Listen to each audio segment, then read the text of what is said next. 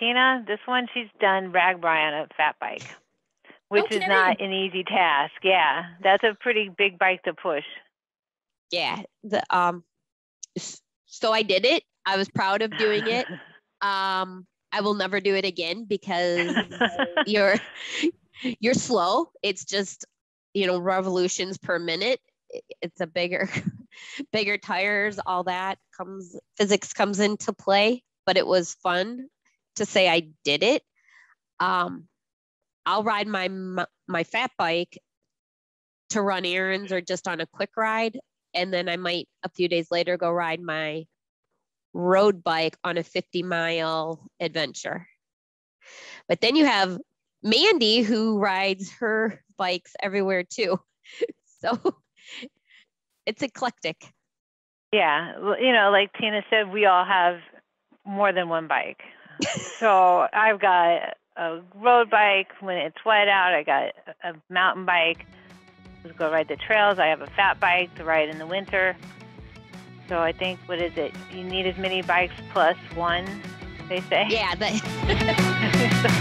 Where do you find a family of communities connected by the storied Mississippi River, where young explorers and dreamers, investors and entrepreneurs thrive? Where can you connect with real people living and creating in a place that's as genuine as it is quirky? QC, that's where.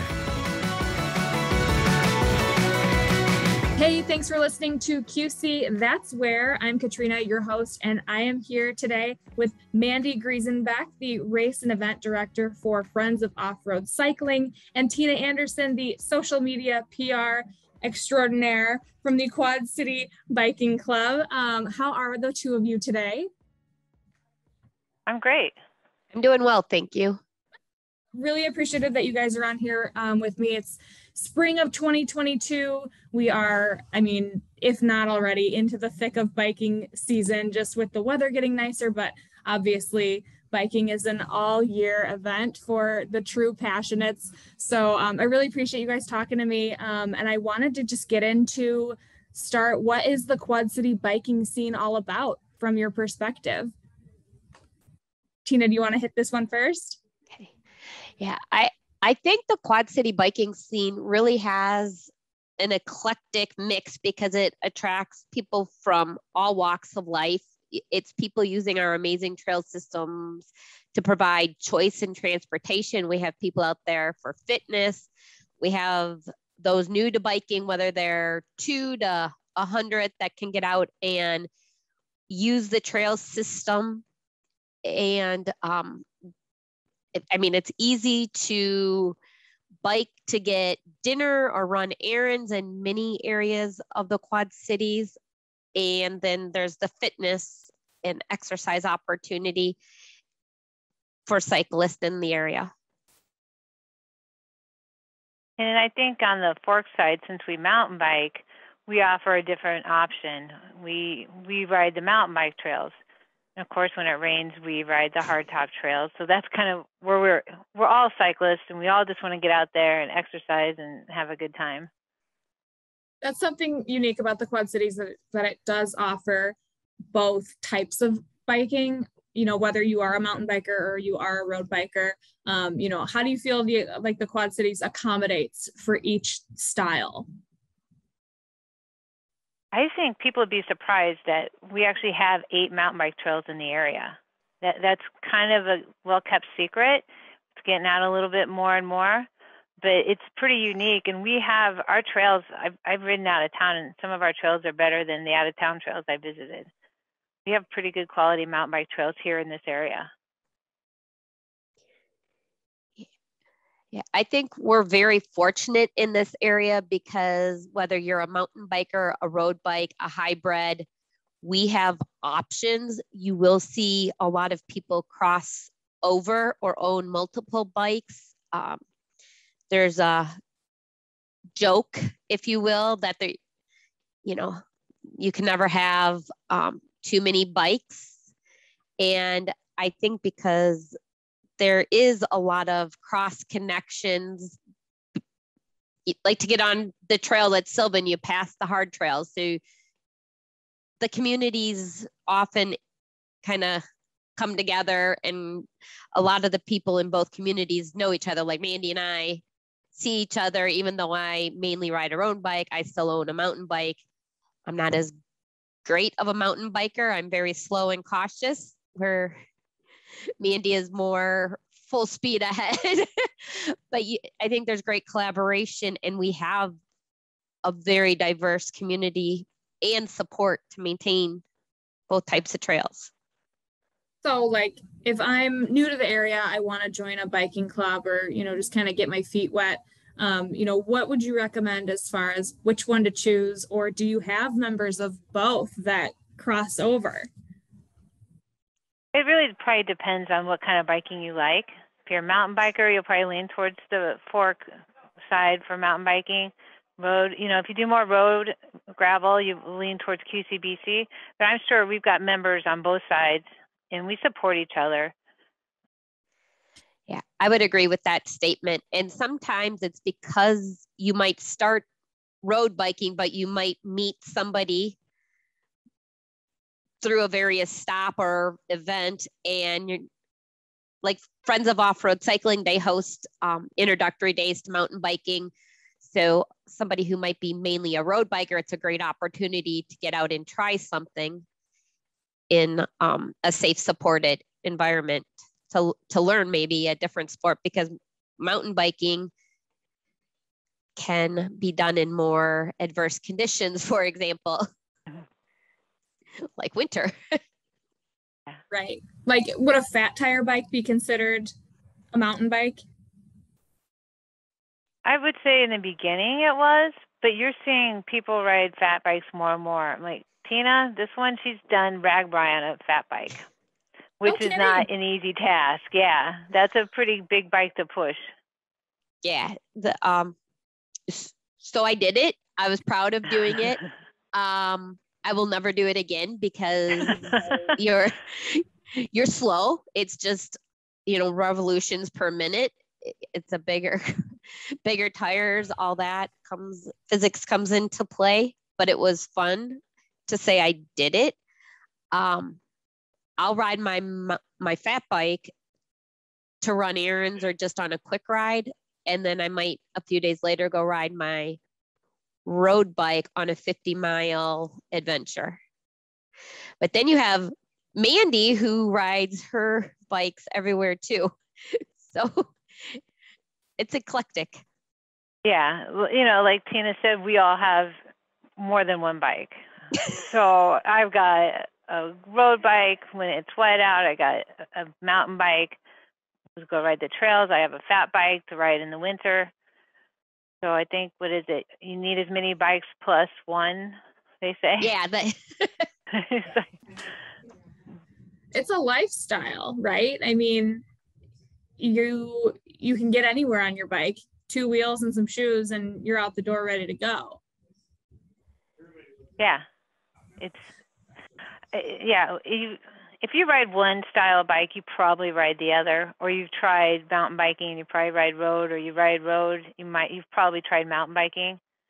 It's just getting out there and enjoying the outdoors and having a good time and riding the trails, any trail. How did you get involved in biking? Like, what was the start of it for you? For me, I was watching my brother mountain bike.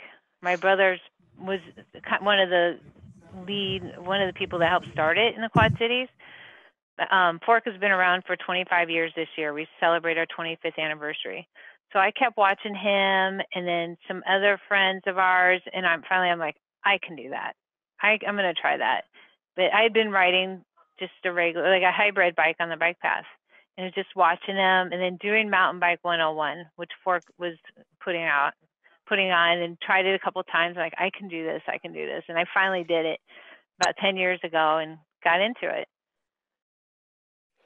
So my story of getting into biking is a little bit different. I started or was reintroduced to biking in 2010 when I lived in Dubuque, and RAGBRAI was going to end in Dubuque, and I wanted to do something pretty impactful because I had a pretty big birthday coming up that year. Plus I had lost a daughter to cancer, and it would have been her 16th birthday that summer. So while a lot of her friends were getting cars, driver's license, I wanted to do something memorable. So I set my sights on riding RAGBRAI. I set out to ride RAGBRAI on essentially a hybrid bike until someone said and recommended I rethink that because of the mileage and the hills involved. Somebody lent me a 20-year-old Cannondale to borrow. It worked well. I trained, I followed the RAGBRAI training guidelines and rode my first RAGBRAI in 2010. And from there, I really adapted. Like Mandy said, it's kind of like a lifestyle that, you know, you're continuously trying to stay fit. You know, can you do better, improve times, increase distance? It's a personal preference because you can ride in a group, you can ride solo. And then since then, I've gone on to ride 10 RAGBRAIs, bought multiple bikes, expanded, diversified my biking collection to the point that my car no longer fits in my garage. It's filled with bikes. Right. Now that is a little bit, I think, like Mandy shared that a lot of people do adapt depending on their style and their commitment to riding, because it is a sport that can be done year round. And as your friend base grows, you want to try additional things. Well, I'm sorry for your loss, Tina. I really commend that you took, you know, that experience and did something to, you know, memorialize your daughter. And now it's kind of become a part of your life and your story. And on the RAGBRAI front, I mean, can you kind of talk about the community as you're riding through the state of Iowa and just how you feel going from city to city and experiencing all of that? Yeah, so I think RAGBRAI is a really unique experience as an Iowan, born and raised. It gives you a whole new perspective for your state, whether you ride 1 or 2 days or commit to the week-long journey. The people you meet along the way are friendly. I mean, everyone has this common bond of getting up and riding their bike from point A to point B, with stops along the way where you're having a beer in a cornfield or on a farm porch, eating pancakes in a small town city park. It really is a different experience. Again, my very first RAGBRAI, I would equate to the Dr. Seuss book, To Think You Saw It on Mulberry Street, where there's big ones and fat ones and short ones and small ones and red ones and blue ones. You honestly really cannot tell somebody how unique RAGBRAI is unless they've done it. It really is a unique experience that really only other states offer cross-state bike rides, but I don't know that there's anything that compares to the demographics and the population that show up in Iowa every July to, bike 450 miles from the Missouri River to the Mississippi. Yeah, I know my dad's done it 10 times. I've done 3 days. And because I like to hang out in the woods, riding across cornfield and flat and bean field, to me, I'm like, I don't know. But when I did the 3 days, I chose a super hilly route because I can climb a hill. And it was more scenic, and it was northeast Iowa, so it's a little rockier and a little more interesting. But it's amazing. I mean, the stories I hear, and the 3 days I did it, it's a moving city. It's 20,000 people moving every night.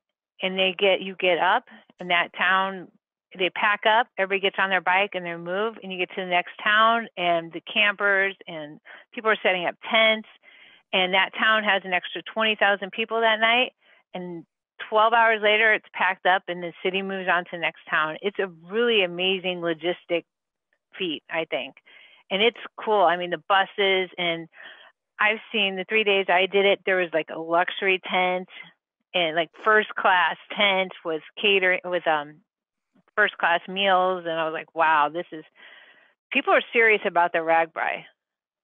And even if it's your first time, I know it's a challenge, and I think it's awesome. And yes, personally, I haven't done the whole state, but I have tried 3 days, and maybe someday I'll do it. It would be a good challenge for me, for sure. And on a fat tire bike, right? No. No.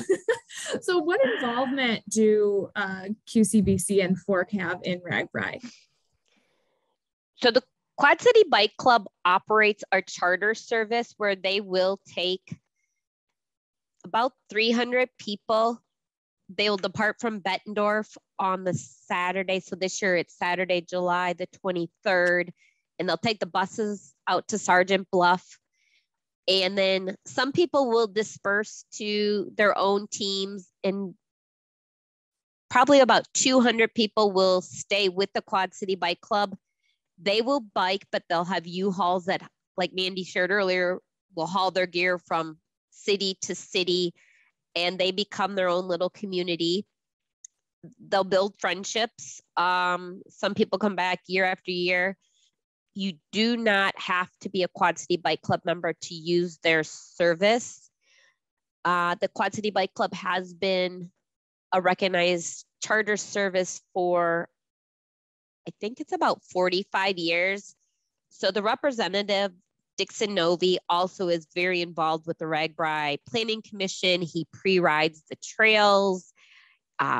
He sits in on committee work. I know I'm speaking a little bit for him. I do happen to know him personally also, but he is also involved in some of the safety and the planning and cross-checking and providing feedback to not only the overnight towns, but the pass-through towns that RAGBRAI goes through each day. Yeah, and I'd say Fork, we don't do as much with it, but I know a lot of people in the club that do ride it, and I do know there's a lot that go out and volunteer. Yeah. One year I went out and did the beer tent, Craft Iowa beer tent, and that was really cool. The people you'd see, and you're in the middle of a cornfield, kind of, or a prairie field with the tent set up, and all these people come riding through. So we're not as involved with RAGBRAI. I know when they ended up in DeWitt last year, was it, or the year before? Last year. Last year. Yeah, there was a lot of volunteers that went out. Yeah, I think know that KCBC does a lot for them. Yeah.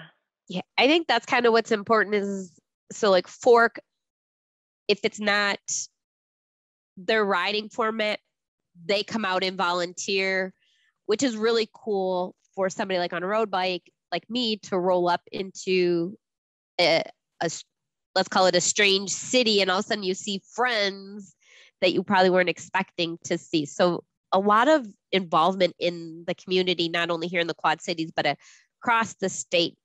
I think both groups are big advocates for safe roads, trails, giving back. That's where you see a lot of crossover, is in that volunteerism piece. Yeah. What are the volunteer opportunities that come up, throughout the year for each of your clubs? Well, for Fork, we do a lot of trail building. So we'll put out on our website or on our Facebook page that we'll have a trail day at a certain trail system. And that's where all our volunteers come out. All the trails are built by volunteers.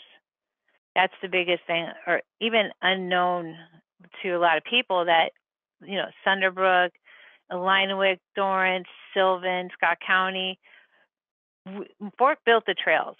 It took volunteers, and we worked with the cities and land management.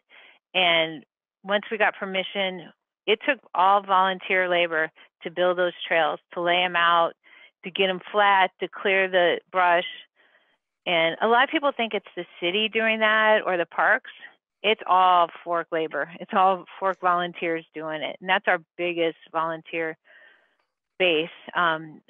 We have a couple races a year, and our volunteers come out, help us mark the trails, and then race day, even non-fork people that come in help course marshal. So we have people stationed around the race course just to make sure everybody's safe. And then we also fork helps taming of the slough with River Action. And we set up and course marshal the taming of the slough for the mountain bike portion. That's usually on Sylvan.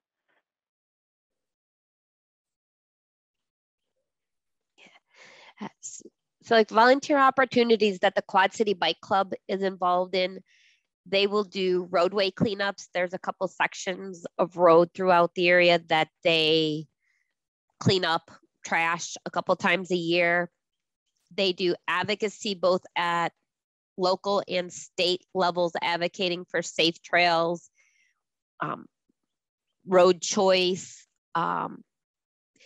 They also are involved in a once-a-year event which is called the Criterium, which is a race series that comes into the Quad Cities that not only brings bike racers, but spectators in to watch the series.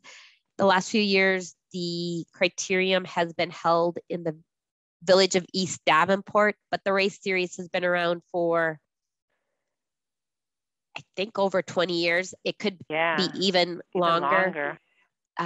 But it's a great event. And in the last year, it was recognized by a racing series out of Illinois, but it's a collaboration also with the cities of Burlington and Muscatine for a 3-day weekend that brings bikers and tourists into the area. And then the Quad City Bike Club also has a couple of organized rides. They do Tom Rav, which is Tour of the Mississippi River Valley, which is a 2-day event that brings in both local cyclists and people from outside the area to ride the roads in this area. And then they do the Heartland Century, which is the rider can choose their mileage, but it's traditionally a 100-mile ride on a Saturday in September. That is over in Geneseo, and they have, it's a really cool opportunity because it's like a 4-leaf clover, so there's 4 loops. So it makes it easy if riding 100 miles in one day is on your bucket list, but you're unsure of your endurance because of the cloverleaf pattern. You always come back after 25 miles to the start so you can gauge how well you're feeling. So that's always a really fun ride and a pretty time of year. So if you wanted to just do a portion of it, you're going to kind of come back to home base and you don't have to have the pressure of like out and back or something like that. Yes. Bingo. Is there a city around here? The Quad Cities as a whole, for people who aren't from here, we all do really work together across the aisle to, provide good trails and to provide good accommodations. But is there a city or an area in particular that you really enjoy bicycling in, or that really just does it right? I think we're super fortunate here to have the variety. Because I know if you wanted to, you could do a 50-mile ride from, is it Sunset Marina up to Savannah? Yeah. I think you can go clear up to Savannah. And that's almost 50 miles one way. And that's just up the Illinois side. And then the loop in Davenport in Bettendorf is about 30 miles loop. And I know they're trying to work on getting a trail out to LeClaire, which would be awesome. And then go ahead. Oh, I was just going to piggyback on that. So I would say as far as diversity of trails, the 8 off-road trails, the paved trails, I honestly, in the state of Iowa or Illinois, cannot say there's anyone better. If you want to do a weekend getaway, the Quad Cities is probably the #1 spot.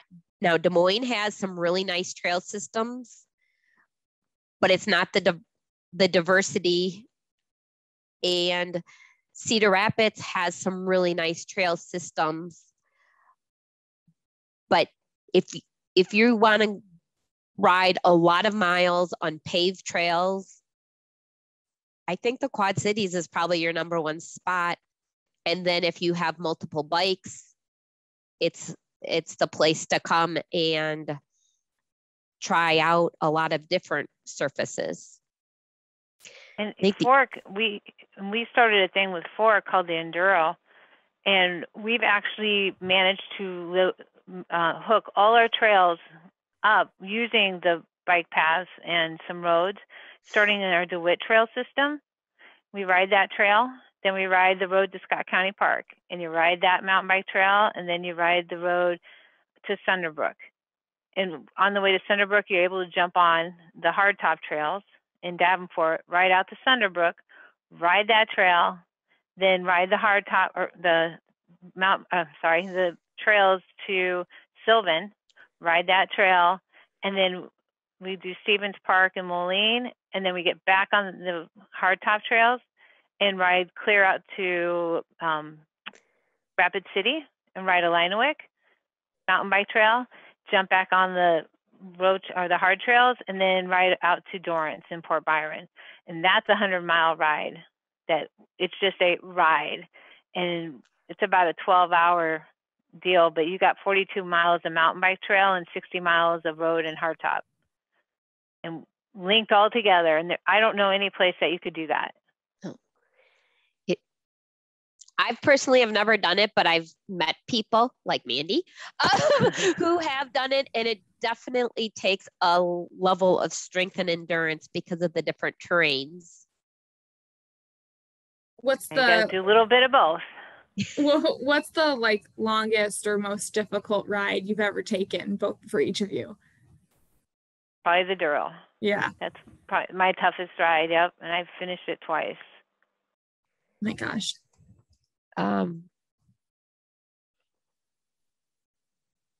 My toughest ride would probably be 7 days on a fat bike coming across the state of Iowa. Yeah, I would think that's a pretty good.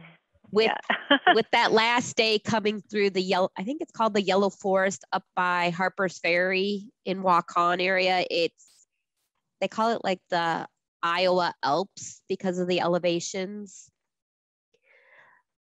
That would probably be my most difficult week-long challenge.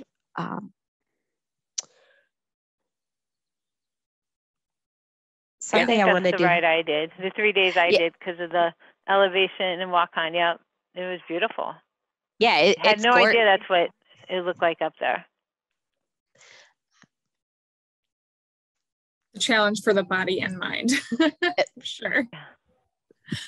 People around here, I'm sure, have noticed the development, residentially and on kind of the more traveled roads in town, how bike lanes have been added to the structure of the roads. Has that helped bicyclists feel a little bit more comfortable driving, sharing the road with drivers or vice versa? Has that helped, increase awareness that this is a bicycling community and that there are people who are going to be sharing the roads together? Yeah, I think the fact that you have two states that just built a brand new interstate and intentionally put a bike pedestrian lane, it stands to resonate that people want a choice in transportation, and it gives people options.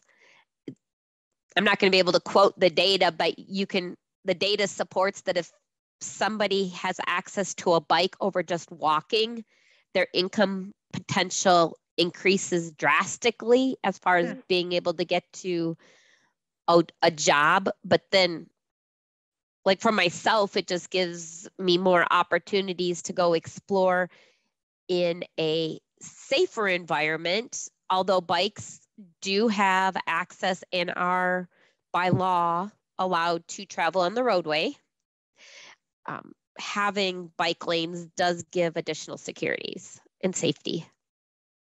Yeah, and to me, it's great they're there, but you're right next to some traffic. Some's pretty tight, some of the roads and right share lanes. And I know people that have gotten run off too, that, it's just, they're not, if drivers aren't used to it, seeing a bike in that right share lane, there's still there'll always be a safety issue. Big car, little bike, that's where they say, of course, wear your helmet. No, we all wear our helmets no matter what. Wear something bright, bright. I've come across even bikers in black, and I'm like, oh my God, I didn't see you. The tail and front flashers, that helps. And it's just, you got to be bike aware anywhere in the Quad Cities or anywhere in the country. Just, you can come across bikes out in the middle of nowhere, even on gravel. We have a ton of gravel riders between here and Iowa City and Cedar Rapids. You just got to be bike aware. You just can't go flying down the road, and you come up over a rise, and there could be a group of bikers there. Can you guys talk to me about the Ride of Silence? What is it and why it's such an important event every spring? Yeah, so the Ride of Silence is held each year to coincide with May, which is Bike Awareness Month. Specifically, there's a week called Bike to Work Week. I believe the history really started several years ago in honor of a gentleman in the Des Moines area who was an avid cyclist and was hit one early morning. The biking community with Iowa Bike Coalition and RAGBRAI started a 1 mile ride to honor those lost during RAGBRAI, the first day of RAGBRAI, where it really is a mile of silence. People close their mouths, they turn off their music, and the Iowa Bike Coalition shares names and data about those lost. It gained national recognition when a Ride of Silence was held maybe in 2017, a few years ago, when several cyclists up in Michigan were hit by a car. There was a large group riding, and several members were injured, and some ultimately lost their life. After that, Rides of Silence caught on more across the country to raise awareness. In the Quad Cities, the Quad City Bike Club does lead this initiative. It's open to all ages, all abilities, and they're very intentional that they ride at like 10 to 12 miles an hour, like Mandy was saying, the helmets, the safety lights, reflective gear, to really ride through the cities to bring awareness to bikes on the road. Because it does. I mean, a car is no match for a cyclist. But education and awareness to that driver will help continue to keep us hopefully safe. But it definitely takes more advocacy and awareness. And the Ride of Silence is one of those activities that takes place not only here in the Quad Cities, but across the nation to raise awareness. Yeah, that is such an important event. And I think events like that, and then the physical markers, like we were saying, how the cities are painting more bike lanes and making that more available and just visible. I think the more of that you see, the more it's going to get into drivers' heads, like, hey, you could be sharing your road with bicyclists, and the more bicycle friendly your community is, the more doors and opportunities you're open for the people who live here and want to visit here. Like you were saying, you can bike to work and you can raise your income and just open more doors for yourself through that way. Yeah, and it's definitely a growing sport. Whether biking in general is just growing. And I know the Quad City area, I moved back here 20 years ago, and when I had moved away for 10 years and came back in 2002, the area, more trails have been built, but the Quad City area is just healthier, I think. And more people, even on our mountain bike trails that we're building, their courses are open to everybody. We build them for everybody, hiking, biking. There's trail runners. Every year, there's more and more people out on the trails that are using our trails just to get out. And I go out on the bike paths, the hard paths, and there's more and more people getting out, and it's just a healthier community than it's ever been. I had the opportunity to visit Copenhagen a few years back, and I was absolutely shocked to see how many people on bikes, how that entire city was so bike friendly, and not just bike friendly, but like bike forward, as far as how it was almost weird if you're getting in a car, because everybody was biking to work and everybody was, running their errands on their bikes, despite rain, whatever the weather was, they had their gear on, they were clearly ready for it. It's just the lifestyle. And I thought that was so cool. It's hard to integrate that hard of, to commit to it that much when you're trying to live daily life here in the States. But I do see the opportunity growing in the Quad Cities that you can integrate that a little bit more. Yeah, we have some really more community. Go ahead. Oh, I was gonna say, we have some really great opportunities.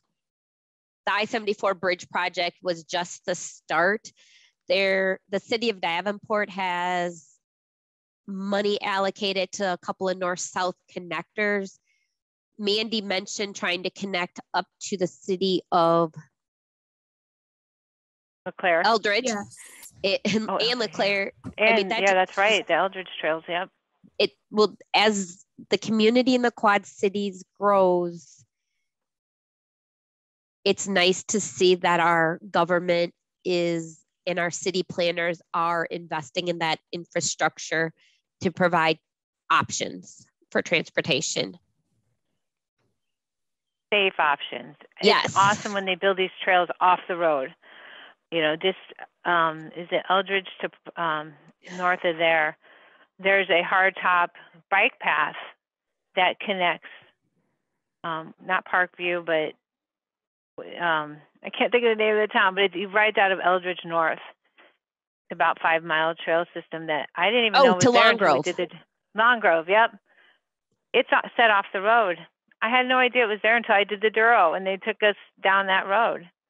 And it's so much safer when they can get those trails moved off to the side versus sharing the lane.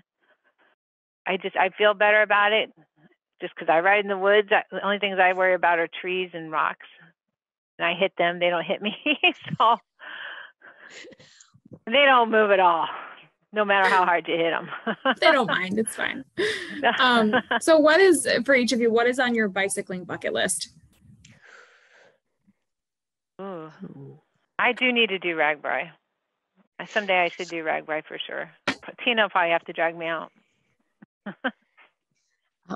On my list is to ride in more states, cities. There's a lot of buzz around the Bentonville, Arkansas area. It seems, well, Mandy was just there earlier this year, but it seems like that's the place to go. The community down there has embraced biking.